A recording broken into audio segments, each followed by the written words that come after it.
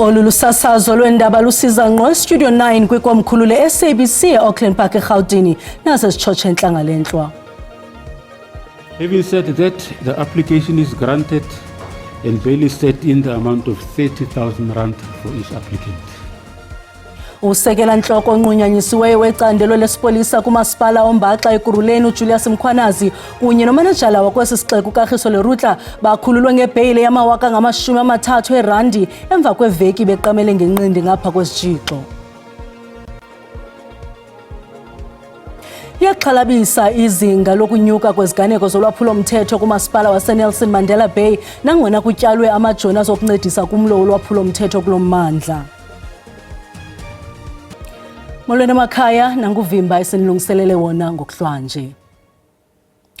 Usekela ntloko onqunyanyisiweyo wesebe lamapolisa esixeko saseKuruleni uJulius Mkhwanazi nomphathi wesixeko saseKuruleni uKagiso Lerutla bakhululiwe kubanjweni ngamapolisa emva kokuchitha ngaphaya kweveki beseziseleni. Okukulandela isigqibo senkundla kamantyi yaseBoksburg sokubanika ibheyile ye-30,000 rand ngamnye.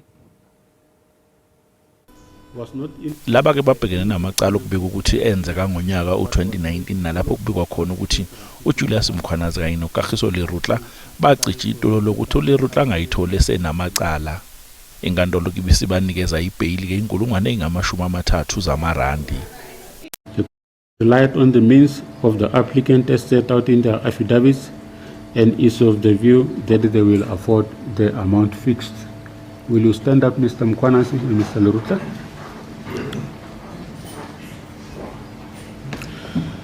Having said that, the application is granted and bail is set in the amount of 30,000 rand for each applicant. Umqashi wabo kuyisitho of Kuruleni uPhawulile washo ukuthi ke uzwile ke isinqumo senkantolo kanti bazohlala phansi bewumkhandlu badingide lolu daba. We have noted the judgment and we will be studying the judgment internally. However, from our side, what is going to take place now is that the city will be having an ordinary council meeting on Thursday. Councillors will have an opportunity to deliberate on various matters. This might be one of them, and once there's a resolution, we'll be able to communicate to the public. He's still under suspension. The DC process is at a very advanced stage, and I think there will be communication to that effect in the next few weeks. Umkhwanazi usamisiwe emsebenzini kanti uLerutla usazoqhubeka nokuhlala ekhaya njengoba acela izinsukwana ukuthatha ukuphumula. Leli cala lihlehlisela umhla zi-13 kwezokwethwasa njengoba kusaqhubeka uphenyo. Igama lami nguCalvin wakwaDludla endabeni ze-SABC ngibika ngiseGoli.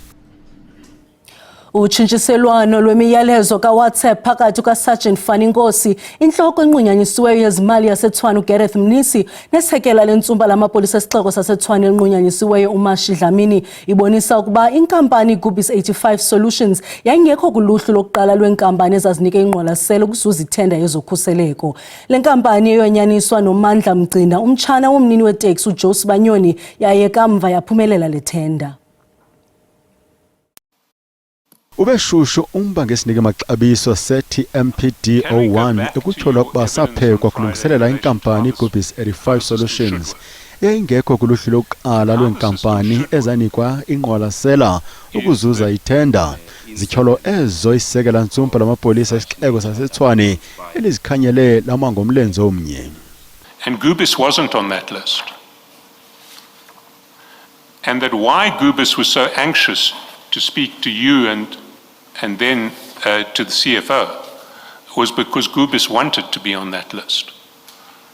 And somehow Gubis managed to find its way into the final award of the tender. Okongeza ubungqina buntama kuba isiyika kwinhlawulo ezazuzwa iGubis 85 ngokumayelana nesixeko zabheka kuMandla Mgcina umtshana wesikhakhamela seteksi uJosi Banyoni naye ocatshulwayo kule mikhafazo kaWhatsApp.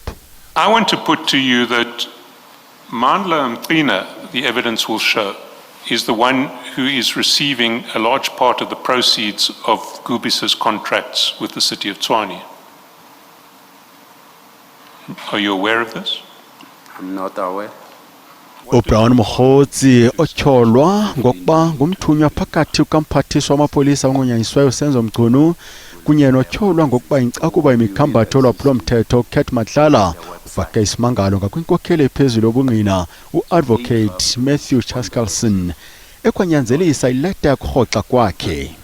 Chair, we do confirm that there is an intended application Yes. for the recusal of Mr. Charles Gerson as lead evidence as evidence leader in relation to the evidence of Mr. Mkhosi.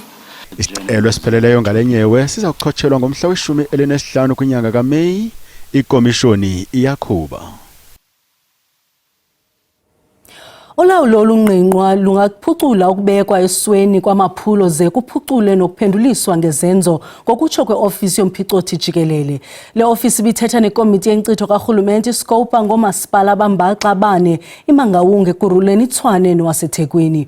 Ubukhulu becala i-AG ibona ukusilela kokubekwa esweni nokuhamba kancinci kwamaphulo inkqubo ehexayo yohlahlo lwabiwo kunye nokusilela kokuphenduliswa ngezenzo.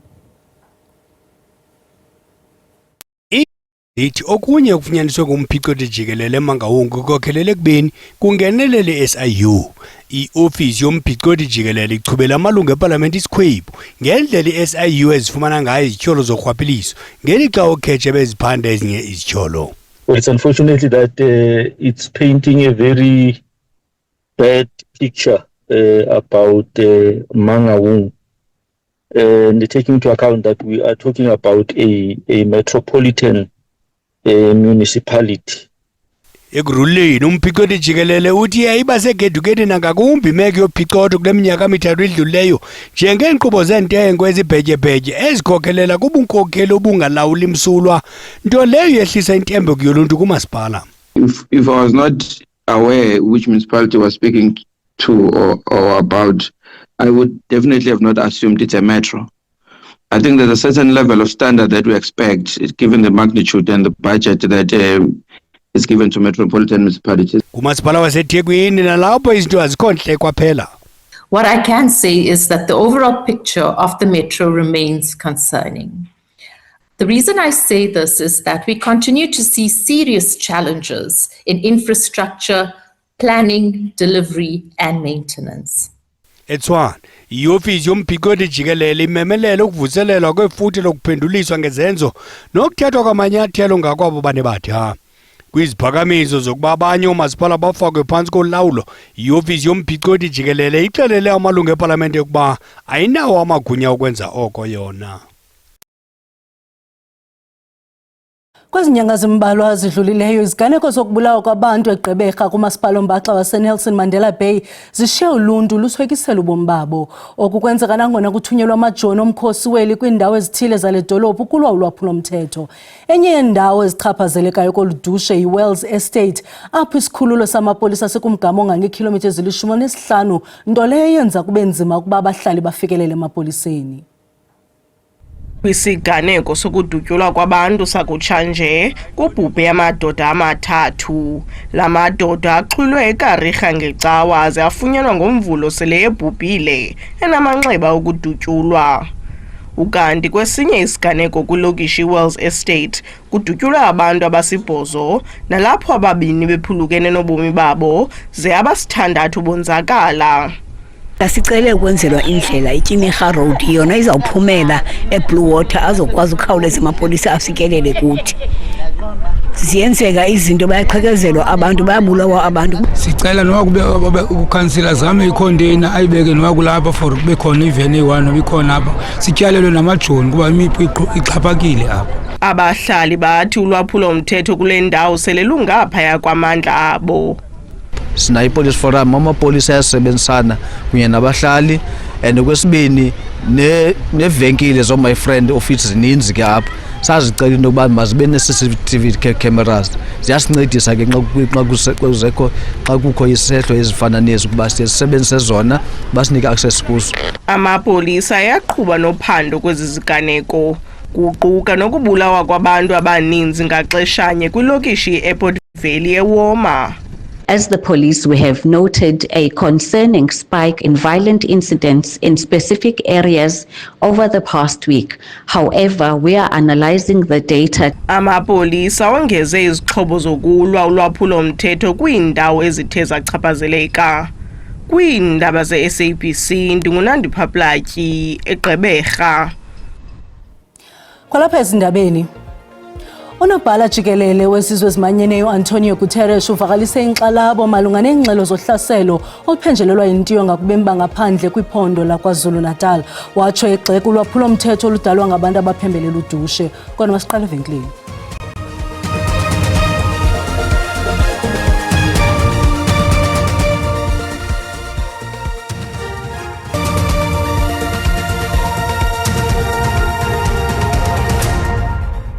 Sinamkele kwakhona kwindaba zelijelo xa sihlabela mgama. Asilaxazile isicelo sebheyili amadoda amathathu atyholwa ngokuthimba ze abulala amalungu asixhenxe kwaMontswami KwaZulu-Natal. Usomashishini Ellen inkosikazi yakhe abantwana babo ababini nezizalwane ezintathu baxhulwe ekhayeni labo kuLwesibini weveki ephelileyo. Imizimba yabo yafunyanwa inamanxeba okuhlatywa nokudutyulwa kumgama ozikhilomitha ezingama-200 ukusuka ekhayeni labo ngoLwesithathu weveki ephelileyo. Umphakathi kanye namaqembu ezepolitiki abambe umbhikisho ngaphandle kwenkantolo yemantshi kwaDukuza efuna ukuthi abasolwa bangakhululwa ngebheyili. uLindani Mthiyane oneminyaka engu-28, uBongumenzi Mpungose oneminyaka engu-27 kanye noMthandeni Mthiyane oneminyaka engu-21 babhekene namacala okubulala, ukuthumba kanye nokuphanga. uMpungose uphinde abhekane namacala amabili okudlwengula. Umbuso uthi izisulu zakhonjwa ngezibhamu zaphoqa ukuthi zidalule amaphini asebhange abasolwa base beyokhipha imali. Abasolwa abathathu bavele kafushane enkantolo lapho umbuso ukubeke kwacaca ukuthi uzimisele ukuphikisa noma yisiphi isicelo sebheyili esisha. Uphenyo lusaqhubeka njengoba kusalindwe imiphumela yokuhlolwa kwezidumbu, imiphumela yokuhlolwa kwezibhamu kanye neyolibofuzo. Lesi sigameko sishiye umphakathi ugcwele ukwesaba nentukuthelo.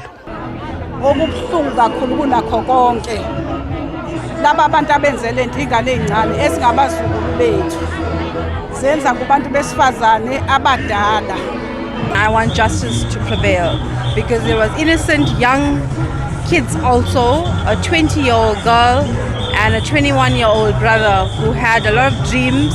Undunankulu wesifundazwe uMnumzane uThamsanqa Ntuli obekhona enkantolo eseka umndeni nomphakathi uveze ukukhathazeka ukuthi abasolwa ababhekene namacala anzima bathola usizo lwezomthetho mahala. Umuntu ukhathazekile ngezinto nje ezinye zokuthi abantu abenza isihluku esinje emphakathini bathola ukumelelwa abameli mahala. Bakhokhelwa obani labo bameli bakhokhelwa umphakathi. Icala lihlehliselwe umhlazi ngo-23 kuNhlangulana. NginguNhlakanipho Magwaza ezindabeni ze-SABC kwaDukuza. Nanjengoko abemi boMzantsi Afrika belungiselela ukuphawula usuku lwabasebenzi i-Workers' Day, inqwalasela kwakhona kwingxaki yentswela-ngqesho kulutsha. Intswela-ngqesho kubantu abaphakathi kweminyaka eli-15 ukuya kuma-34 ikwelona nqanaba liphezulu ehlabathini. Iingcali zonyuse ikhwelo lokuba inkqubo yezemfundo noqeqesho iqhutywe ziimfuno zoshishino ngenjongo yokuvala umsantsa.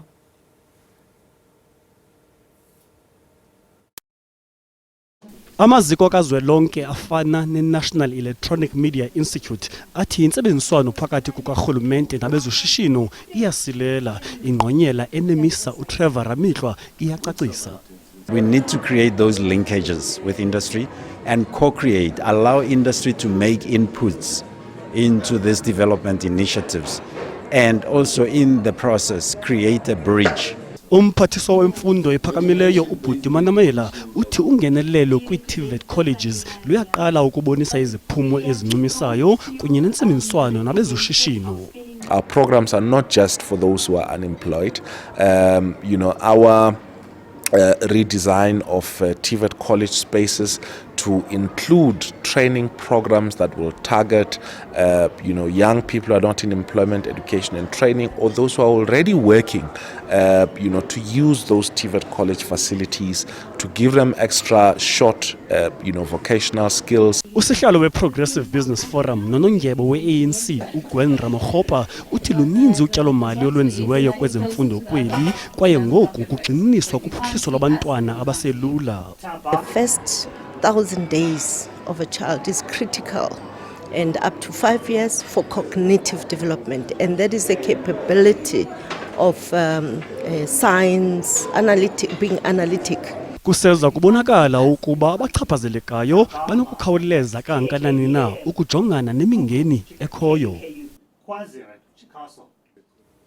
Amapolisa azindadi eMpumalanga akhangela indoda eneminyaka engama-59 ubudala ekutyhola ukuba ikhukuliswe ngamanzi kumlambo iKomati eKomati Port.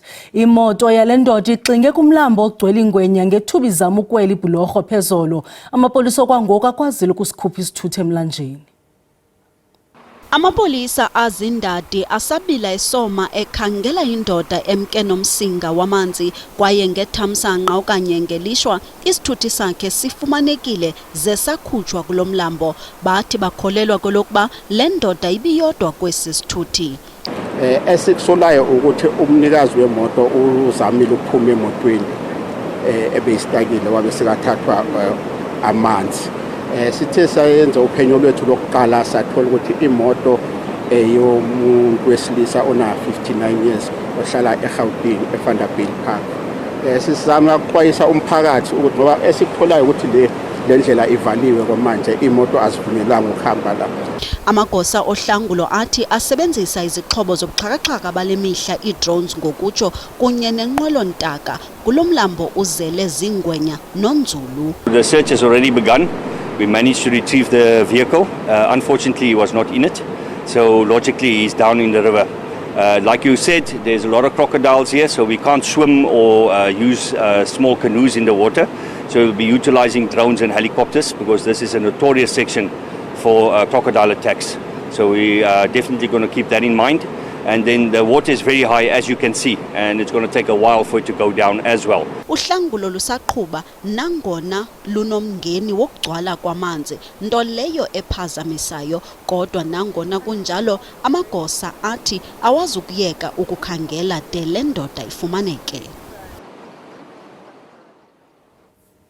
Unobhala jikelele wezizwe ezimanyeneyo Antonio Guterres uvakalise inkxalabo malunga neengxelo zohlaselo oluphenjelelwa yintiyo ngakubemi bangaphandle kwiphondo laKwaZulu-Natal. Watsho igxeka ulwaphulo-mthetho oludalwa ngabantu abaphembelela udushe. uGuterres uthe izenzo zabantu abaye bathathela umthetho ezandleni zabo nokuphembelela intiyo azinandawo kwaphela kwintlalo ehlonipha inkqubo yedemokrasi namalungelo oluntu. Lengxelo isuka kunobhala jikelele wezizwe ezimanyeneyo Antonio Guterres kulandela iziganeko zohlaselo lwabemi bangaphandle kwiphondo laKwaZulu-Natal ngethuba kuhlolisiswa ukuba banazo kusini na impepha zokuba kweli loMzantsi Afrika. Ukanti urhulumente woMzantsi Afrika kuquka inkonzo yesipolisa ulugxeke kabukhali oluhlaselo watsho esithi oku akahambisani kwaphela neentsika zedemokrasi lizwe loMzantsi Afrika elime ngazo. uGuterres woleke ngelithi ngethuba uMzantsi Afrika usilwa nengcinezelo wancedwa nangamazwe angaphandle wafumana inkxaso nakumanye amazwe aseAfrika. Uthe uluntu liyakwazi ukusombulula ingxaki lungophulanga mthetho kwaye kungekho calucalulo. Ngaphambili umongameli Cyril Ramaphosa uvakalise ukuba akufunekanga izikhalazo ezinesihlahla zabemi boMzantsi Afrika malunga nabemi bangaphandle abangena kweli ngongekho mthethweni zikhokhelele ekubeni kuphathwe gadalala abemi bangaphandle. Sibulela mawethu ngokusiboleka indlebe senikhumbuze zangomso sizanoxa bethu ngesizulu. Kamnandi mawethu.